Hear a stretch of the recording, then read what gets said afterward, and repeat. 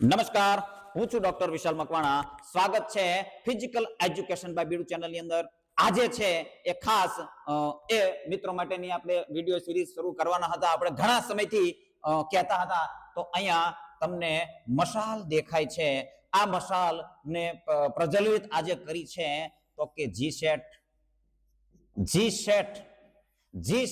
ની જે લોકો તૈયારી કરે છે, જે મિત્રો તૈયારી કરે છે તેમના માટે આ વિડિયો ખૂબ જ લાભદાયી રહેશે. ખૂબ જ પરીક્ષાને લગતો આ વિડિયો છે. એની અંદર ખૂબ જ તમને ઉપયોગી થવાનો છે. પરીક્ષા લક્ષી આ વિડિયો છે, જેની અંદર પરીક્ષાની અંદર પ્રશ્નો પૂછાય છે એવી જ માહિતી આની અંદર કવર કરવામાં આવેલી છે. અને જીસેટ ની તૈયારી કરે છે અને જે પણ મિત્રો કોમેન્ટ પણ કરી હતી અને આ વિડિયો છે એને ખાસ છે લાઈક કરી દેવાની છે.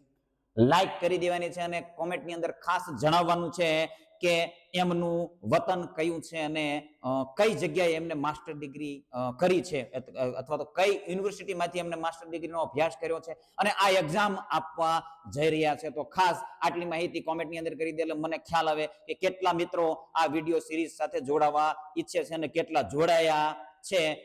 જો મને અનુકૂળતા લાગશે કે ભાઈ આ વિડિયો સિરીઝ આપણે ચાલુ રાખવી છે તો એના માટે કેટલા કેન્ડિડેટ આપણા વિડિયો સિરીઝ સાથે જોડાય છે એને અનુરૂપ આપણે આગળનો પ્રોગ્રામ ગોઠવશું. આજે છે ખાસ એક વિડિયો છે અને શારીરિક શિક્ષણ માટે ખૂબ જ ઉપયોગી અને જીસેટ ની તૈયારી જે પણ મિત્રો કરે છે એમના માટે આઈએમપી વિડિયો એમ પણ કહી શકાય. કારણ કે આમાંથી 1 થી 2 પ્રશ્ન હોય જ છે. 1 થી 2 પ્રશ્ન જીસેટ ની અંદર હોય જ છે. તો આજે છે એ ગ્રીસની અંદર આપણું જે ચેપ્ટર પહેલું છે એક છે એની અંદર નો એક ટોપિક છે ઇતિહાસનો આખો ટોપિક છે. ઘણા બધા દેશનો ઇતિહાસ આપણે જાણવાનો છે. તો સૌથી પહેલા શારીરિક શિક્ષણના ઇતિહાસની વાત આવે. શારીરિક શિક્ષણના ઇતિહાસની વાત આવે એટલે શારીરિક શિક્ષણના ઇતિહાસની શરૂઆત ક્યાંથી થઈ છે? ગ્રીસ. ક્યાંથી થઈ છે? ગ્રીસ. શારીરિક શિક્ષણનો પાયો ગ્રીસ છે એવું કહી શકાય. શારીરિક શિક્ષણના ઇતિહાસની શરૂઆત ગ્રીસથી થઈ છે અને આજે એ ગ્રીસ, પ્રાચીન ગ્રીસની આપણે વાત કરવાના છીએ. પ્રાચીન ગ્રીસ એટલે કે ગ્રીસની અંદર શારીરિક શિક્ષણ કઈ રીતે એની અંદર આપણે જોવા મળતું હતું અને શારીરિક શિક્ષણનો વિકાસ, ઉદ્ભવ અને વિકાસ કઈ રીતે થયો હતો.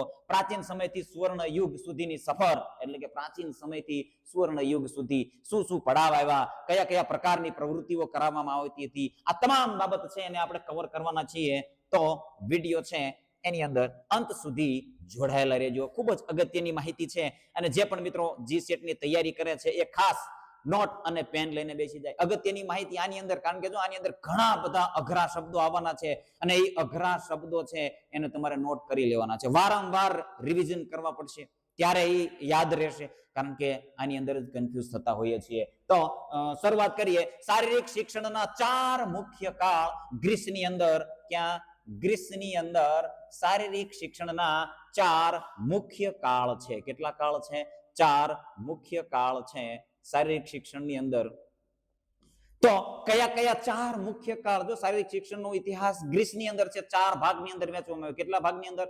4 ભાગની અંદર. કયા કયા? એક હોમર કાળ, બીજો છે સ્પાર્ટા કાળ, પૂર્વ એથેન્સ અને ઉત્તર એથેન્સ. આ 4 કાળને તમારે નોટ કરી લેવાના છે. કેટલા વિભાગની અંદર? 4 વિભાગની અંદર. કયા કયા 4 કાળ છે? તો હોમર કાળ, સ્પાર્ટા કાળ, પૂર્વ એથેન્સ અને ઉત્તર એથેન્સ. આ 4 કાળની અંદર શારીરિક શિક્ષણનો ઇતિહાસ છે એ વહેંચવામાં આવેલો છે. ક્યાં? તો કે ગ્રીસની અંદર. ક્યાં? ગ્રીસની અંદર. તો હોમર કાળ છે એની અંદર શું છે?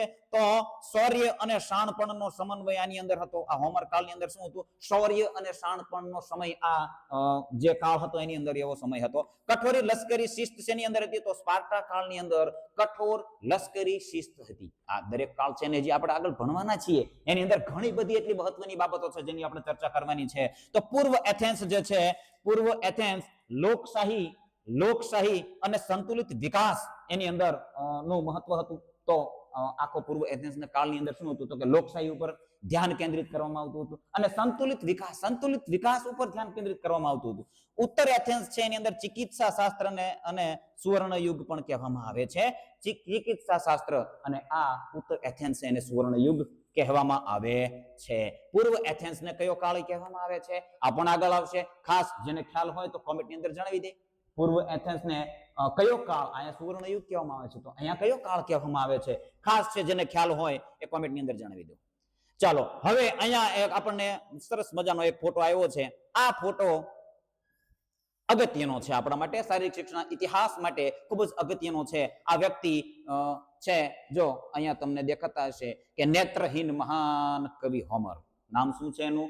હોમર છે. હોમર કવિ. હોમર વગર શારીરિક શિક્ષણનો ઇતિહાસ અધૂરો છે ગ્રીસની અંદર. તો આ હોમર કવિ છે.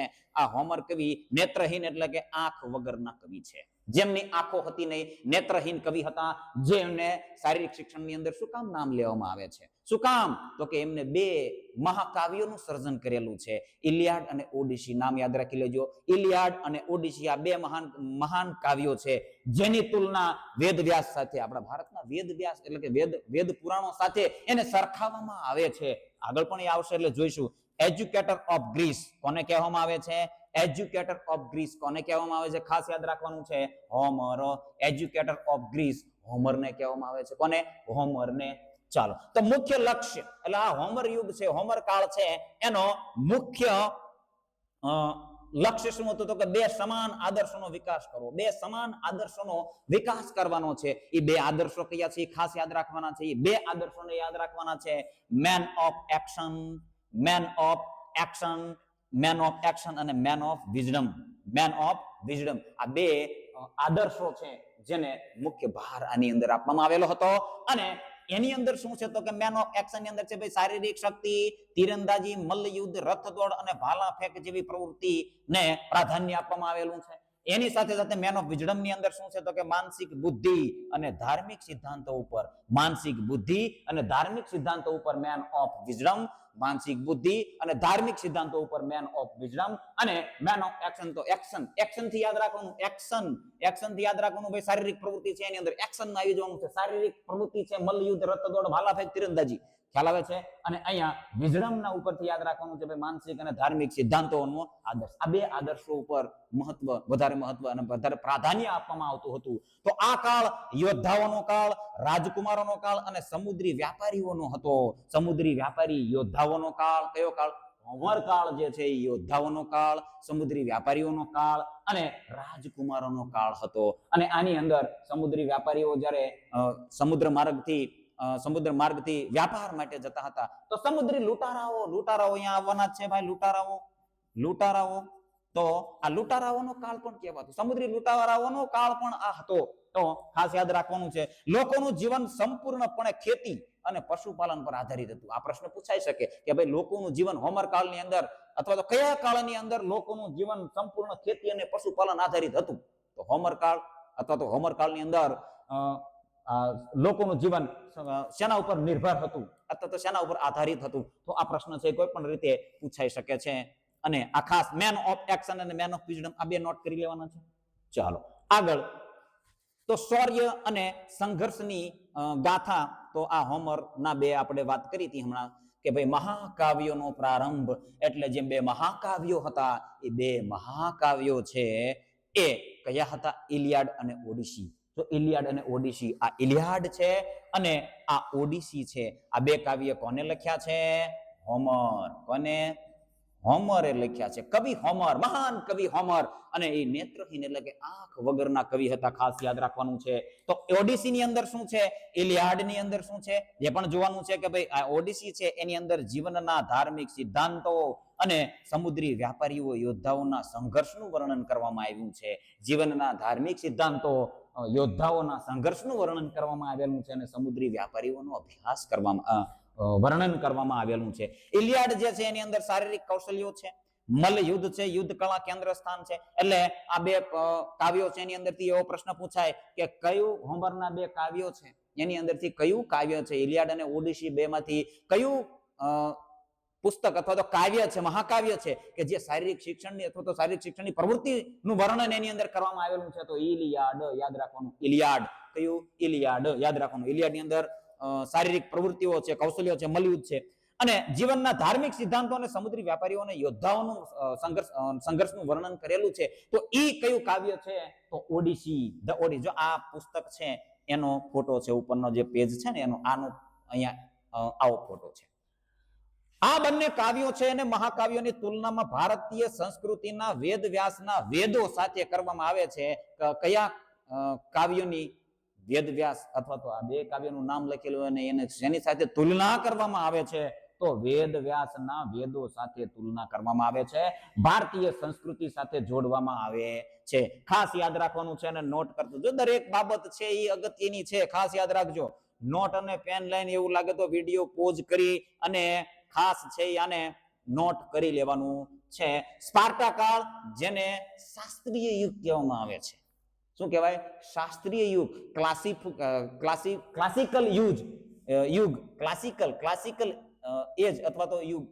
ક્લાસિકલ જો આ શાસ્ત્રીય લખ્યું છે, ક્લાસિકલ છે એ અંગ્રેજીની અંદર શબ્દ આવે છે એટલે ક્લાસિકલ યુગ પણ તમારે યાદ રાખવાનું છે. ક્લાસિકલ એટલે શાસ્ત્રીય, એનું ગુજરાતી શાસ્ત્રીય થાય છે. તો લોખંડી શિસ્તનો ઉદ્ભવ, આની અંદર શિસ્તનું પાલન ખાસ કરવાનું હતું અને સ્પાર્ટા કાળ છે આની અંદર શિસ્ત સૈનિકો તૈયાર કરવાનો ઉદ્દેશ્ય તો આપણે અગાઉ જોયું. તો યુરોટાસ નદીના રિવરના કિનારે આનું સ્થાન છે. સ્પાર્ટાનું સ્થાન ક્યાં હતું? તો કે યુરોટાસ નદીના કિનારે આ સ્પાર્ટાનું શહેર આખું વસેલું છે, સ્પાર્ટા વસેલું છે. તો ત્યાં આ રિવર નામ યાદ રાખવાનું, યુરોટાસ નદી. કઈ નદી?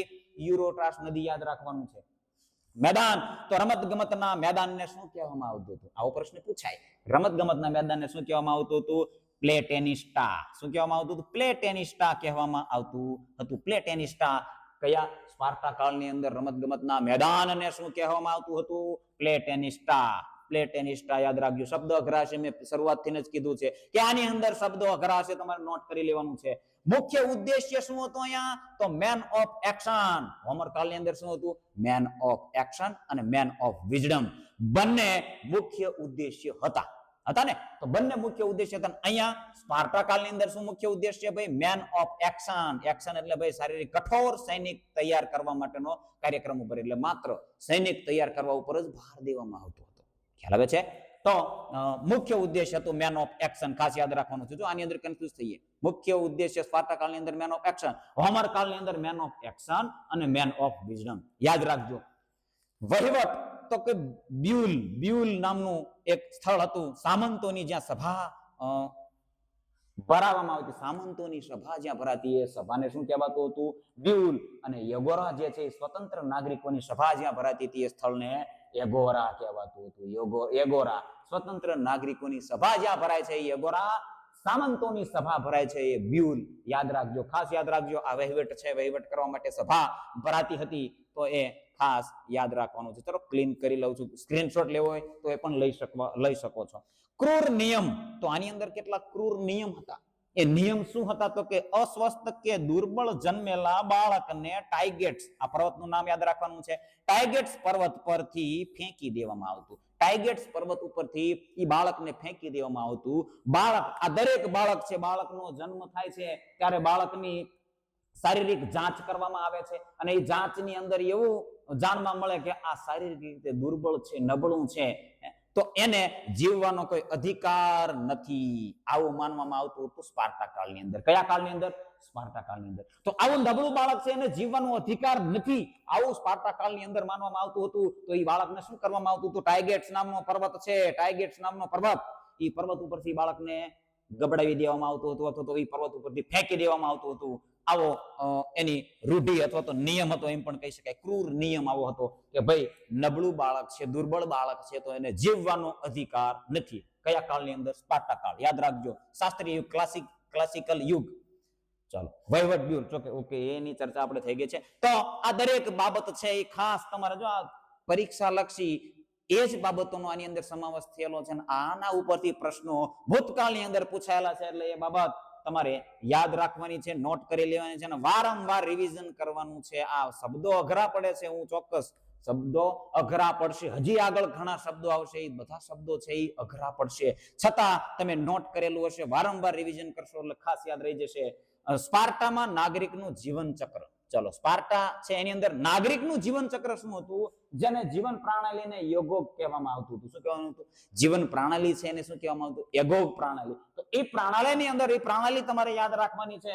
તો જન્મ બાળકનો થાય ત્યાંથી 7 વર્ષ સુધી, બાળકનો જન્મ થાય છે ત્યાંથી 7 વર્ષ સુધી માતાના રક્ષણ હેઠળ એ બાળક છે એ એ ઉછરે છે, માતાના રક્ષણ હેઠળ માતા પાસે એ બાળકનો ઉછેર થાય છે.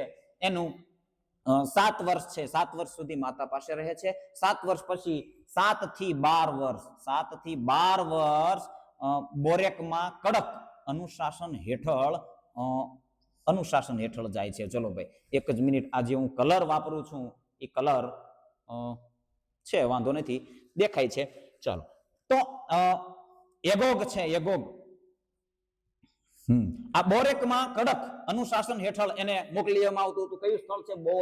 બોરેક. તો ક્રમબદ્ધ એની અંદર ત્યાં શું થતું હતું? ક્રમબદ્ધ અને વ્યવસ્થિત લશ્કરી શિક્ષણ પ્રણાલીમાં 7 વર્ષથી એને મોકલી દેવામાં આવતું. 7 થી 12 વર્ષ સુધી વ્યવસ્થિત લશ્કરી શિક્ષા પ્રણાલીની અંદર એને ફરજિયાત, દરેક બાળક છે, દરેક બાળકને ફરજિયાત એની અંદર જોડાવવું પડતું હતું. 7 થી 12 વર્ષ, યાદ રાખજો. 7 વર્ષ સુધી માતાના જે એના પ્રાંગણની અંદર ઉછેરતું હતું. 7 થી 12 વર્ષ છે એને બોરેકમાં કડક અનુશાસનની અંદર જવું પડતું હતું. એ પછી 12 વર્ષ પછી શું? તો કે 12 થી 20 વર્ષ સુધી અત્યંત કઠોર સૈનિક તાલીમ એને ફરજિયાત લેવી પડતી હતી. ફરજિયાત લેવી પડતી હતી. ફરજિયાત કઠોર તાલીમ 12 થી 20 વર્ષનું બાળક થાય, એટલે કે યુવાન થાય ત્યાં સુધી એને કઠોર તાલીમ લેવી પડતી હતી. 30 વર્ષ, ચાલો ભાઈ, 30 વર્ષ થાય ત્યાર પછી એને લગ્ન કરવાની સત્તાવાર પરવાનગી મળતી. કેટલા વર્ષે? 30 વર્ષનો થાય ત્યારે એ લગ્ન કરી શકતો હતો. 30 વર્ષ સુધી એને લગ્ન કરવાની પરવાનગી હતી નહીં. અને 60 વર્ષ સુધી ફરજિયાત દેશ સેવા કરવાની. કેટલા વર્ષ સુધી? 60 વર્ષ સુધી. અત્યારે આપણે અહીંયા 58 કે 60 જેવો રિટાયર થતા હોય છે ને શિક્ષકો રિટાયર સેવા આપે છે, દેશ સેવા જ કરે છે શિક્ષકો. તો એવી જ સેવા ત્યારે 60 વર્ષ સુધી સૈનિક સેવા કરવી પડતી હતી. કયા કાળની અંદર? તો સ્પાર્ટા કાળની અંદર. ખાસ યાદ રાખવાનું છે, 7 વર્ષ જન્મથી 7 વર્ષ સુધી માતા પાસે, ત્યાર પછી 7 થી 12 વર્ષ બોરેકમાં કડક અનુશાસનની અંદર, જેની અંદર વ્યવસ્થિત લશ્કરી પ્રણાલી છે, એ શીખવા માટે એને મોકલવામાં આવતો હતો. 12 થી 20 વર્ષ અત્યંત કઠોર સૈનિક તાલીમની અંદર મોકલવામાં આવતો હતો. અને 30 વર્ષ પછી લગ્નની પરવાનગી મળતી હતી. અને 60 વર્ષ સુધી એને દેશ સેવા આપવી ફરજિયાત હતી. ત્યાર પછી આવે છે સ્પાર્ટા ના શારીરિક કર્તવ્યો એની અંદર હતા કેટલાક? તો એની અંદર નૃત્ય અને મલ્લયુદ્ધ, આ બે ખાસ એની અંદર જોવાના છે. તો કુસ્તી, રેસલિંગ જેને કહેવાય છે, સૌથી વધુ પ્રચલિત રમત હતી. તો સ્પાર્ટા કાળની અંદર સૌથી વધુ પ્રચલિત રમત કઈ હતી? રેસલિંગ અથવા તો કુસ્તી. યાદ રાખવાનું છે. આની અંદર નૃત્ય છે, તો 3 પ્રકારના નૃત્ય છે આ સમયની અંદર પ્રચલિત હતા. તો એ 3 નૃત્ય કયા છે? તો એક જિમ્નાસ્ટિક યુક્ત નૃત્ય હતું, એક ધાર્મિક નૃત્ય હતું, અને એક લશ્કરી નૃત્ય હતું. આવી રીતે 3 પ્રકારના નૃત્ય હતા. એ ત્રણેયના નામ યાદ રાખવાના છે. ત્રણેયનું નામ નોટ કરી લેવાનું છે. બીબાસીસ જેને કહેવાય છે, બીબાસીસ જિમ્નાસ્ટિક યુક્ત શારીરિક નૃત્ય છે, જેને બીબાસીસ કહેવાય છે. શું કહેવાય? બીબાસીસ કહેવાય છે. હારેમસ નામનું નામ છે, તો એ ધાર્મિક નૃત્ય છે. હારેમસ અને કેસિટીસ. હારેમસ અને કેસિટીસ એ બે ધાર્મિક નૃત્ય છે. ધાર્મિક નૃત્ય બે છે, હારેમસ અને કેસિટીસ. યાદ રાખવાના છે, નોટ કરી લેવાના છે. પાપી હિલ જે છે એ સૈનિકનું રક્ષણાસુર યુદ્ધનું નૃત્ય હતું. સૈનિક માટેનું નૃત્ય હતું. કયું? પાપી હિલ. પાપ થી યાદ રાખો ભાઈ, પાપ સૈનિક. તો પાપી હિલ લશ્કરી સાથે હતું. અને ધાર્મિક સાથે તો હારેમસ અને કેસિટીસ અને બીબાસીસ છે એ જિમ્નાસ્ટિક યુક્ત નૃત્ય હતું. આ દરેક નામ ખૂબ જ અગત્યના છે, ખાસ નોટ કરી લેવાના છે. ચાલો, ત્યાર પછી આવે છે પૂર્વ એથેન્સ કાળ. ચલો, પૂર્વ એથેન્સ કાળ છે, તો જેને ચલો રેડ કલર કરી લઈએ, આની અંદર દેખાશે. લોકશાહી અને સંતુલિત શિક્ષણનો ઉદય. કયા કાળની અંદર લોકશાહી અને સંતુલિત શિક્ષણનો ઉદય થયો? તો પૂર્વ એથેન્સ કાળ. કયો કાળ? પૂર્વ એથેન્સ કાળ જે છે એની અંદર લોકશાહી અને સંતુલિત શિક્ષણનો ઉદય થયો. તો આની અંદર મૂળ વિચારધારા શું હતી?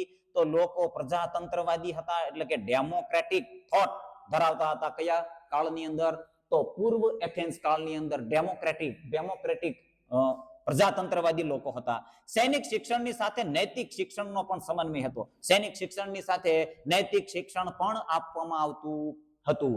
સૈનિક શિક્ષણ સાથે ચલો અહીંયા જોઈ લઈએ પહેલા. તો અહીંયા ડિડાસ્કેલિયમ આ શબ્દ છે યાદ રાખવાનો છે. ડિડાસ્કેલિયમ તો સંગીત વિદ્યાલય તથા વિશેષતા માટે માટીમાં સ્નાન. આ માટી સ્નાન અલગ છે. તો સંગીત વિદ્યાલય જેને શું કહેવાતું હતું? ડિડાસ્કેલિયમ. યાદ શબ્દ યાદ રાખવાનું છે કે ભાઈ પૂર્વ એથેન્સ કાળની અંદર સંગીત વિદ્યાલયોને શું કહેવામાં આવતું હતું? ડિડાસ્કેલિયમ. અથવા જોડકા જોડોની અંદર આવે, એક બાજુ સંગીત વિદ્યાલય આપેલું હોય, એક બાજુ કોઈ પણ પ્રકારના આના અંદરથી પેલેસ્ટ્રા આપેલું હોય, લાન્સો સાર્ગસ આપેલું હોય, અને પછી જોડકા જોડવાના આવે. પ્રશ્ન પૂછાય છે, જે તૈયારી જીસેટ ની કરે છે એને ખ્યાલ જ હોવો જોઈએ કે આવી રીતે પણ પ્રશ્ન પૂછાય છે. એક જ માર્ક ની અંદર બહુ જ્ઞાન આપણી પાસેથી કવર કરતા હોય છે. તો ડિડાસ્કેલિયમ તો સંગીત વિદ્યાલય છે.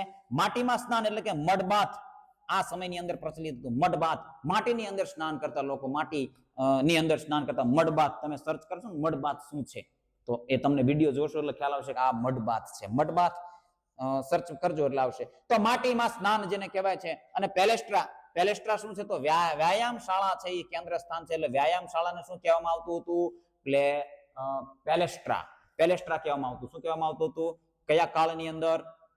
તો પૂર્વ એથેન્સ કાળની અંદર વ્યાયામ શાળાને પેલેસ્ટ્રા કહેવામાં આવતું હતું. પછી લાન્સો સાર્ગસ શબ્દ છે, એક લાન્સો સાર્ગસ છે. લાન્સો સાર્ગસ તો એ શું? ગરીબ લોકો માટે વ્યાયામનું સ્થળ. ગરીબ લોકો માટે વ્યાયામનું સ્થળ હતું. તેને શું કહેવામાં આવતું હતું? લાન્સો સાર્ગસ. શું કહેવામાં આવતું હતું? લાન્સો સાર્ગસ. ગરીબ લોકો માટે વ્યાયામનું સ્થળ જે હતું એને લાન્સો સાર્ગસ કહેવામાં આવતું હતું. આ મુખ્ય રમત, આની અંદર પણ કુસ્તી છે એ મુખ્ય રમત તરીકે પ્રચલિત હતી. ચાલો હવે પેલેસ્ટ્રા છે ના નિષ્ણાંતો કેટલાક છે. પેલેસ્ટ્રા આપણે કીધું વ્યાયામ શાળા. તો વ્યાયામ શાળાની અંદર કેટલાક નિષ્ણાંતો છે. એ નિષ્ણાંતોને શું કહેવામાં આવતા હતા? ખાસ યાદ કરી લેવાનું છે. રમત ગમતના વિશેષ શિક્ષકો હતા. એ શિક્ષકોના જુદા જુદા નામ છે, એને આપણે યાદ રાખવાના. સૌથી પહેલું નામ છે પેડોટ્રાઇબ. તો શારીરિક શિક્ષણના મુખ્ય શિક્ષક હોય એને શું કહેવાય છે? પેડોટ્રાઇબ કહેવાય છે. પછી સ્ફેરિસ્ટિસ કહેવાય છે. કોને? તો કે દડા, આ બોલ સાથેની જે પણ ઉપયોગ કરી અને શિક્ષણ આપે છે, બોલનો ઉપયોગ કરીને શિક્ષણ આપે છે, એને શું કહેવાય છે? સ્ફેરિસ્ટિસ. શું કહેવાય છે? સ્ફેરિસ્ટિસ. પછી એકોનટિસ્ટેસ. ઓકે, ખૂબ જ અઘરું નામ છે. અહીંયા કદાચ ગુજરાતીની અંદર અનુવાદ કરતા તો એકોનેટિસ્ટેસ આવું નામ છે, ખૂબ જ અઘરું નામ છે. તો બરછી એટલે કે જેવેલિયન થ્રો એની તાલીમ આપનાર જે શિક્ષક છે એને એકોન્ટિસ્ટેસ આવું કહેવાય. એકોન્ટિસ્ટેસ ખૂબ જ અઘરું નામ છે. એકોન્ટિસ્ટેસ છે બરછી કે જેવેલિયન થ્રો ની તાલીમ આપનાર. તો એને શું કહેવાય છે? એકોન્ટિસ્ટેસ. ત્યાર પછી આવે છે ટોક્સોટોઝ. ટોક્સોટોઝ છે અહીંયા તમને તીર દેખાય છે એટલે ધનુર્વિદ્યા આર્ચરી શીખવનારને ટોક્સોટોઝ કહેવાય છે. ટોક્સોટોઝ આર્ચરી શીખવનારને. હોબ્લોમેચોઝ કોને કહેવાય છે? તો અહીંયા ચિહ્ન દેખાય છે. તો અસ્ત્ર શસ્ત્ર ચલાવતા શીખનાર હોબ્લોમેચોઝ. અસ્ત્ર શસ્ત્ર શીખવનાર હોબ્લોમેચોઝ. અસ્ત્ર શસ્ત્ર શીખવનાર ચલાવતા શીખવનાર હોબ્લોમેચોઝ. પેનક્રેટિન છે. પ્રેનક્રેશન અથવા તો પ્રેનક્રેશન આવે છે કદાચ. આ અંગ્રેજી નામ તમે ધ્યાને લેજો. પ્રેનક્રેશન તો એની અંદર કુસ્તી અને બોક્સિંગની મિશ્રિત ભયાનક રમત છે એ શીખવનાર ને શું કહેવાય છે? પેનક્રેટિન અથવા તો પેનક્રિએશન. આ અંગ્રેજી શબ્દ છે, મને યોગ્ય લાગે છે. આ ગુજરાતી ભાષાંતરની અંદર કદાચ થોડી ભૂલ છે. તો પેનક્રિએશન છે. જો આવા બધા શબ્દો છે ને એની અંદર તમારે ખાસ જો હવે આની અંદર આને યાદ કઈ રીતે રાખવા? ખૂબ જ અઘરા શબ્દો છે. તો આ છે ને, જો ધારો કે કોઈ જેવેલિયન થ્રો, તમે યુનિવર્સિટીને જેવેલિયન થ્રો ફેંકતા હોય તો એને આ નામ આપી દો. વારંવાર આ નામથી બોલાવો એટલે યાદ રહી જશે કે જેવેલિયન થ્રો. દડાની રમત શીખવતા હોય કોઈ પણ શિક્ષકને લઈ લો, અથવા તો કોઈ પણ બોલ સાથે સંકળાયેલ ખેલાડી હોય, આવી રીતે તમે યાદ રાખી શકો છો. ધનુર્વિદ્યાનો કોઈ ખેલાડી હોય તો એનું નામ થોડા સમય માટે આવું કહીને બોલાવો તો તમને યાદ રહેશે કે આ ખેલાડી અથવા તો આ સાથે એનો કંઈક સંબંધ છે. પરીક્ષાની અંદર પ્રશ્ન પૂછાશે તો એને તમે સોલ્વ કરવામાં સરળતા રહેશે. હવે આ મહત્વની બાબત પેન હેલેનિક ઉત્સવ જે છે, પેન હેલેનિક ગેમ્સ જેને કહેવાય છે, પેન હેલેનિક ગેમ્સ છે એની અંદર 4 મુખ્ય રમત ઉત્સવ આવે છે. એક છે ઓલિમ્પિક ગેમ્સ, પિથિયન ગેમ્સ, ઇસ્થમિયન ગેમ અને નિમિયન ગેમ. આ 4 રમત ઉત્સવ છે જે આ કાળની અંદર ઉજવવામાં આવતા હતા, આયોજન થતું હતું. તો એની અંદર સૌથી પહેલા ઓલિમ્પિક્સ, પ્રાચીન ઓલિમ્પિક્સ જેને કહીએ છીએ, પ્રાચીન ઓલિમ્પિક ગેમ્સ છે, તો એ ઓલિમ્પસ નામનું સ્થળ છે ને એલિસ નામનું પર્વત છે, જગ્યા છે, તો ત્યાં આ રમત ઉત્સવ છે એ ઉજવાતો હતો. જીએસ દેવતાના માનાર્થે, કયા દેવતા માટે એને ઉજવવામાં આવતો હતો? તો જીએસ દેવતા. જો આ દરેક રમત ઉત્સવ છે કોઈ દેવતા સાથે જોડાયેલો છે, હે ને? તો જીએસ દેવતા, જેને સૂર્યના દેવતા પણ કહેવાય છે, જીએસ સૂર્ય, સૂર્ય દેવતા કહેવાય છે. શું કહેવાય છે? સૂર્ય દેવતા. યાદ રાખવાનું છે. સમય તો કે પૂર્વ ઈસવીસન પૂર્વ 776 થી આનો પ્રારંભ થયો એવું કહેવામાં આવે છે. અંત ક્યારે થયો? અંત ક્યારે થયો? તો અંત છે એ ઈસવીસન પૂર્વ 394 ઈસવીસન પૂર્વ લખવાનું છે ભાઈ. ઈસવીસન પૂર્વ 394 યાદ રાખવાનું છે, એનો અંત થયો હતો. કયા રાજાએ અંત કર્યો? તો થિયોડિયોસિયસ, આવું કંઈક નામ હતું, થિયોડિયોસિયસ. એમને કાયદાથી આ રમત ઉત્સવ છે એને બંધ કરેલો છે, અને એ પણ એક ઇતિહાસ છે. ઓલિવ વૃક્ષ નો તાજ છે. જો આ સમયની અંદર કોઈ આવી અત્યારે આપણે ટ્રોફી આપો છો, તેવી ટ્રોફી કે એવું કોઈ મેડલ મળતા નહોતા, પરંતુ પવિત્ર વૃક્ષ ઓલિવ વૃક્ષ હતું, અને એ ઓલિવ વૃક્ષના પર્ણનો અથવા તો એની ટહેનિયા એટલે કે ડાળખીઓનો તાજ બનાવી અને જે ખેલાડી વિજેતા થાય છે એને પ્રોત્સાહિત કરવામાં આવતો હતો, એને તાજ પહેરાવી અને સન્માન કરવામાં આવતું હતું. તો આ પ્રાચીન ઓલિમ્પિક રમત ઉત્સવ છે. ઓલિમ્પસ અને એલિસ સ્થાન છે, ઓલિમ્પસ પર્વત છે અને એલિસ નામનું સ્થાન છે, અથવા તો ઘાટી પણ કહી શકાય, એવું કંઈક ઉલ્લેખ છે. જીએસ દેવતાના માનાર્થે અને 700 ઈસવીસન પૂર્વે 776 પૂર્ણાહુતિ તો કે 394 ની અંદર, અને ઓલિવ વૃક્ષ છે એનો તાજ પહેરાવવામાં આવતો હતો. જીએસ દેવતાને સૂર્યના દેવતા પણ કહેવામાં આવે છે. પિથિયન ગેમ્સ છે, જે ડેલ્ફી સ્થાન છે, ડેલ્ફી સ્થાને આ આયોજન થતું હતું એપોલો દેવના માનાર્થે. કયા? એપોલો દેવ. ઈસવીસન પૂર્વે 582 ની અંદર આ રમત ઉત્સવ નો શરૂઆત થયેલી હતી. લોરેલ વૃક્ષ છે, આ પણ એક વૃક્ષ છે જેનો તાજ પહેરાવવામાં આવતો હતો, સન્માનિત કરવામાં આવતા હતા. ઇસ્તમિયન ગેમ છે, કોરિન્થ નામનું સ્થળ છે, ત્યાં એનું આયોજન થતું હતું. પોસિડોસ દેવતા, પોસિડોસ સમુદ્ર દેવતા જેને કહેવાય છે, પોસિડોસ દેવતા છે ને એને સમુદ્ર દેવતા કહેવાય છે. સમુદ્ર દેવતા કહેવાય છે, સમુદ્ર દેવતા. ચલો, પોસિડોસ સમુદ્ર દેવતા. એપોલો દેવ જે છે એ અત્યારે યાદ નથી, છતાં કોઈને યાદ હોય તો કોમેન્ટની અંદર જણાવી દો. એપોલો દેવતા છે, એપોલો દેવતા. તો એને કયા દેવતા કહેવામાં આવે છે? સૂર્ય દેવતા, સમુદ્ર દેવતા. તો અહીંયા એપોલો છે એનું ખાસ તમારે કોમેન્ટ કરી દેવાનું. અગ્નિ દેવતા કે કયા કહેવાય છે યાદ નથી. ચલો, ઈસવીસન પૂર્વ 582 ની અંદર આનું પણ આયોજન થતું હતું, અને પાઇન વૃક્ષ છે, પાઇન, એનો તાજ પહેરાવવામાં આવતો હતો. નેમિયન ગેમ્સ છે, તો એને એર્ગોલિસ નામનું સ્થળ છે, ત્યાં તેનું આયોજન થતું હતું. આ પણ જીએસ દેવતાના માનાર્થે એટલે કે સૂર્ય દેવતાના માનાર્થે એનો ઉત્સવ ઉજવવામાં આવતો હતો. ઈસવીસન પૂર્વ 512 ની અંદર અને વાઇલ્ડ સેલેરી વૃક્ષ છે એનો તાજ પહેરાવવામાં આવતો હતો. તો આવી કેટલીક માહિતી છે જેનો સ્ક્રીનશોટ તમારે લેવો હોય તો લઈ શકો છો, અને ખાસ આ માહિતી છે એને યાદ રાખવાની છે. આની અંદર વધારે પણ ડિટેલ ઘણી બધી માહિતી છે, એને પણ તમે સર્ચ કરી અને જોઈ શકો છો. ચાલો, તો તુલનાત્મક વિશ્લેષણ છે, તો આની અંદર સ્પાર્ટા વિરુદ્ધ પૂર્વ એથેન્સ છે, એનો અહીંયા આપણને વિશ્લેષણ આપેલું છે. તો સ્પાર્ટા કાળ છે, તો એનો શાસન છે એ રાજ્ય નિયંત્રણ હતું, અત્યંત કઠોર આ સ્પાર્ટાનો સમય હતો, કારણ કે આનો ઉદ્દેશ્ય હતો મેન ઓફ એક્શન. આપણે આગળ જોયું, મેન ઓફ એક્શન એ જ ઉદ્દેશ્ય હતો, તો સૈનિકો તૈયાર કરવા. એટલે કે અહીંયા કઠોર તાલીમની વાત થયેલી છે. અને અહીંયા પૂર્વ એથેન્સની અંદર તો લોકશાહી અને વ્યક્તિગત સ્વતંત્રતા મળેલી હતી. એટલે આ કાળ છે કઠોર હતો અને અહીંયા સ્વતંત્રતા મળેલી છે. લક્ષ્ય શું હતું? તો કે માત્ર મેન ઓફ એક્શન. જો અહીંયા છે માત્ર મેન ઓફ એક્શન, અને અહીંયાનું લક્ષ્ય શું હતું? તો કે સૈનિક, શારીરિક અને નૈતિક વિકાસનો સમન્વય કરવો. સૈનિક છે એની શારીરિક, નૈતિક વિકાસનો, શારીરિકની સાથે સાથે નૈતિક વિકાસનો પણ સમન્વય કરવો, આ લક્ષ્ય હતું. કેન્દ્ર કયું હતું? તો પ્લેટેનિસ્ટા. જે પ્રવૃત્તિ કરવામાં આવતી પ્લેટેનિસ્ટા, અને અહીંયા પેલેસ્ટ્રા. યાદ રાખજો, વ્યાયામશાળા પેલેસ્ટ્રા, અને અહીંયા વ્યાયામશાળાને પ્લેટેનિસ્ટા કીધેલું છે, ખાસ યાદ રાખવાનું છે. તાલીમ, તો એગોગ તાલીમ હતી, અને એગોગની અંદર ક્રૂર શિસ્ત હતી. 7 વર્ષ સુધી બાળક માતા પાસે રહેતું, 7 થી 12 વર્ષ છે એ તાલીમ માટે પહોંચી જતું હતું, 30 વર્ષ છે એ આખું આપણે ચર્ચા કરી. તો તાલીમ, શારીરિક અને માનસિક સંતુલનની તાલીમ, આની શારીરિકની સાથે સાથે માનસિક સંતુલનની પણ તાલીમ આપવામાં આવતી હતી. તો આ પણ એક અગત્યની બાબત છે. રિવિઝન પણ આપણે અહીંયાથી કરી શકીએ છીએ. રિવિઝન પણ થઈ ગયું છે એવું કહી શકાય. ચાલો ભાઈ, હવે આવે છે ઉત્તર એથેન્સ. પૂર્વ એથેન્સની વાત થઈ, હોમર પીરિયડની વાત થઈ, સ્પાર્ટા કાળની વાત થઈ અને પૂર્વ એથેન્સ, અને હવે આવે છે ઉત્તર એથેન્સ. ઉત્તર એથેન્સ છે ગ્રીસનો સુવર્ણ કાળ છે.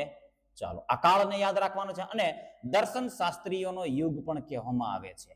શું કહેવામાં આવે? દર્શન શાસ્ત્રીઓનો યુગ પણ કહેવામાં આવે છે. દર્શન શાસ્ત્રીઓ એટલે ફિલોસોફર, ફિલોસોફી યુગ કોને કહેવામાં આવે છે?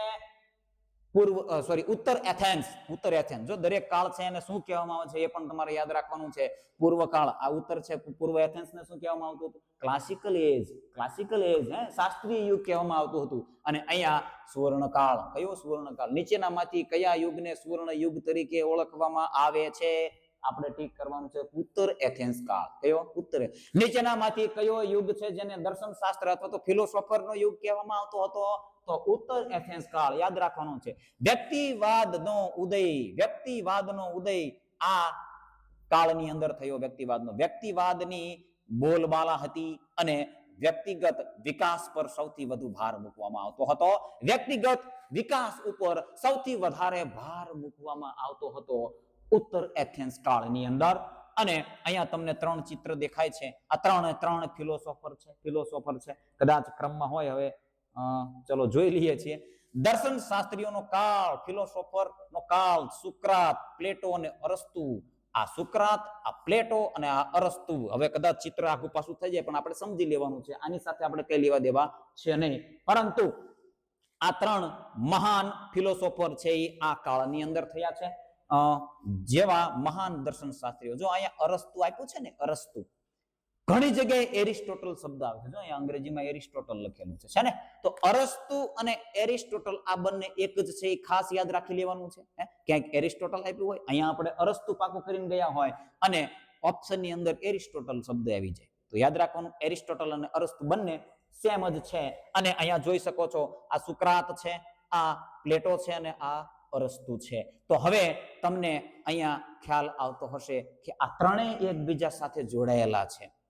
એક ગુરુ, બેસ્ટ ગુરુ છે તો એનો શિષ્ય છે એ કદાચ એથી સવાયો પણ હોઈ શકે અને બેસ્ટ એનો શિષ્ય હોય છે. તો એનું ઉદાહરણ પણ અહીંયા આપણને પ્રમાણિત થાય છે. તો આ સુકરાત છે, જે અહીંથી આપણે શરૂ કરીએ તો આ અરસ્તુ છે. અરસ્તુના ગુરુ કોણ છે? પ્લેટો છે. પ્લેટો કોણ છે? પ્લેટો છે. અને આ અરસ્તુ છે. અરસ્તુના ગુરુ પ્લેટો છે અને પ્લેટોના ગુરુ કોણ છે? સુકરાત. કોણ છે? સુકરાત. તો આ ગુરુ શ્રેષ્ઠ છે તો એનો શિષ્ય શ્રેષ્ઠ હોવાનો જ. એ શિષ્ય શ્રેષ્ઠ છે તો એનો પણ શિષ્ય શ્રેષ્ઠ હોવાનો. કદાચ આગળ આનો પણ શિષ્ય હોય તો એ પણ શ્રેષ્ઠ હશે એવું આપણે માનીએ છીએ. આપણે અહીંયા ઉલ્લેખ નથી, પરંતુ એક આપણે ગુરુની વાત અહીંયા કરીએ છીએ. તો ગુરુ શ્રેષ્ઠ છે તો એનો શિષ્ય છે એ શ્રેષ્ઠ હોવાનો. રૂઢિવાદીઓ એરિસ્ટોફેનેઝ જેને કહેવાય છે, અને જેનોફોન જેવા વિદ્વાનોની પણ ઉપસ્થિતિ અહીંયા હતી. આ જો રૂઢિવાદીઓ પણ આ યુગની અંદર જોવા મળતા હતા. એરિસ્ટોફેનેઝ નામ યાદ રાખી લેજો. એરિસ્ટોફેનેઝ, જેનોફોન જેવા વિદ્વાનોની પણ ઉપસ્થિતિ આ કાળની અંદર જોવા મળી હતી. તો આ ખાસ સુકરાત, પ્લેટો અને અરસ્તુ આ 3 નામ ખૂબ જ અગત્યના છે અને એને આપણે યાદ રાખી લેવાના છે. ચલો, હવે આવે છે ચિકિત્સા અને વ્યાયામનો સમન્વય તથા પતન. ચિકિત્સા, આની અંદર જો ચિકિત્સા શાસ્ત્ર પણ આની અંદર હતું અને ચિકિત્સા શાસ્ત્રના પિતામહ કોને કહેવામાં આવતા હતા આની અંદર છે. ચલો, આ કાળમાં મેડિકલ એક્સરસાઇઝ પર વિશેષ ભાર આપવામાં આવ્યું હતું. મેડિકલ એક્સરસાઇઝ ઉપર વિશેષ ભાર આપવામાં આવ્યું હતું. હિપોક્રેટસ જેને ચિકિત્સા શાસ્ત્રના પિતામહ કહેવામાં આવે છે. ચિકિત્સા શાસ્ત્રના પિતામહ કોને કહેવામાં આવે છે? તો હિપોક્રેટસ. કોને? હિપોક્રેટસ. યાદ રાખવાનું છે. તેમને ગ્રીસમાં મેડિકલ મેન તરીકે કોણ ઓળખાતું હતું? ગ્રીસની અંદર મેડિકલ મેન તરીકે કોણ ઓળખાતું હતું? હિપોક્રેટસ. કોણ? હિપોક્રેટસ. યાદ રાખજો, હિપોક્રેટસ. હિપોપોટેમસ નહીં હો, હિપોક્રેટસ મેડિકલ મેન જેને કહેવાય છે અને ચિકિત્સા શાસ્ત્રના પિતામહ કહેવામાં આવે છે. અને ગ્રીસ ક્યાં? તો કે ગ્રીસમાં. હો ભાઈ, ગ્રીસમાં. ચાલો, કોરિન્થના યુદ્ધમાં પરાજય પછી પેન હેલેનિક ઉત્સવનું પતન થયું. કોરિન્થની અંદર યુદ્ધ થયું અને એની અંદર પરાજય થયો. ગ્રીસનો પરાજય થયો ભાઈ. ગ્રીસનો પરાજય થયો અને પેન હેલેનિક ઉત્સવો છે એ પણ બંધ કરી દેવામાં આવ્યા. પેન હેલેનિક રમત ઉત્સવ હમણાં આપણે 4 જોયા તો એને બંધ કરી દેવામાં આવ્યા. યુનાન પર રોમનો સામ્રાજ્યનો વિજય થયો. રોમનું સામ્રાજ્ય આવ્યું. કોનું આવ્યું? રોમનોનું શાસન આવ્યું. રોમનોનું શાસન આવ્યું. કયા રાજાઓનું શાસન આવવાથી ગ્રીસની અંદર આપણે કયું ચલો આ આપણે ગ્રીસ સામ્રાજ્ય છે એનો યુનાનીઓ જેને કહેવાય છે તો યુનાનીઓ યુનાનીઓ એટલે કે ગ્રીસ એનો પતન થયું. આવો પ્રશ્ન પૂછાય તો એની અંદર જવાબની અંદર આવશે ભાઈ રોમન સામ્રાજ્યનો વિજય થયો અને યુનાનીઓનો પરાજય થયો. ત્યારે જેના કારણે પેન હેલેનિક ઉત્સવોનું પતન થયું એનો બંધ કરી દેવામાં આવ્યા. ચાલો ત્યાર પછી હવે આધુનિક શારીરિક શિક્ષણનો પાયો છે ને એ ગ્રીસની અંદર જોવા મળે છે. હવે જો આવો પ્રશ્ન પૂછાય કે ભાઈ નીચેનામાંથી આધુનિક શારીરિક શિક્ષણનો પાયો કોણ છે? તો ગ્રીસ. અથવા તો કયો દેશ છે? તો ગ્રીસ. યાદ રાખવાનું, ગ્રીસ.